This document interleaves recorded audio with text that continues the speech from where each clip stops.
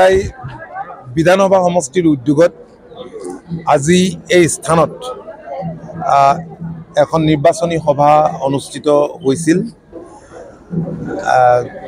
যথেষ্ট সংখ্যক দলৰ কৰ্মকৰ্তা আৰু শুভাকাংক্ষী আজি নিৰ্বাচনী সভাখনত উপস্থিত আছিল। মই অত্যন্ত উৎসাহী কৰ্মকৰ্তাসকলক দেখি নিজেও উৎসাহিত হৈছোঁ।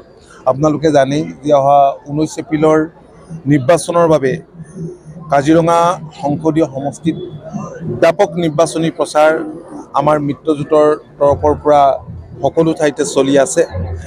দলৰ কৰ্মকৰ্তাসকলক উদ্দেশ্যি আহি থকা দিনকেইটাত আৰু তৎপৰ হ'বৰ কাৰণে মই আহ্বান জনাইছোঁ।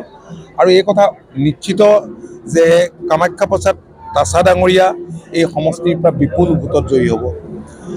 সমষ্টি পুনৰ নিৰ্ধাৰণৰ পাছত এয়া হৈছে প্ৰথম নিৰ্বাচন।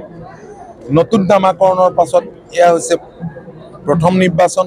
আৰু এইবাৰ মনোনয়ন পত্ৰ দাখিলৰ সুবিধা লাভ কৰিছে প্ৰাৰ্থীগৰাকীয়ে গোলাঘাটতে। আৰু আপোনালোকে জানেই যে গোলাঘাট জিলাত এটা সমষ্টি বৃদ্ধিও পালে। গতিকে গোলাঘাটৰ সকলো ৰাইজে এইবাৰ কামাখ্যা প্ৰসাদ তাছাক ভোট দিবৰ কাৰণে সাজু হৈ আছে।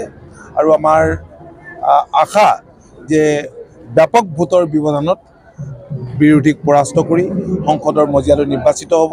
আৰু তেওঁতো সাংসদ হৈ আছেই। আমি দেখিছোঁ যে কম দিনৰ ভিতৰতে যিদৰে মানুহৰ মন জয় কৰিবলৈ সক্ষম হৈছে। আচলতে তেওঁ এজন মাটিৰ মানুহ, চাহ জনগোষ্ঠীৰ এজন যুৱক, উদীয়মান যুৱক, সৰবৰাহী যুৱক। আমি ভাবোঁ যে তেওঁ নিশ্চয় ৰাইজে আশা কৰা ধৰণে ভাল ভোট লাভ কৰিব হ'ব।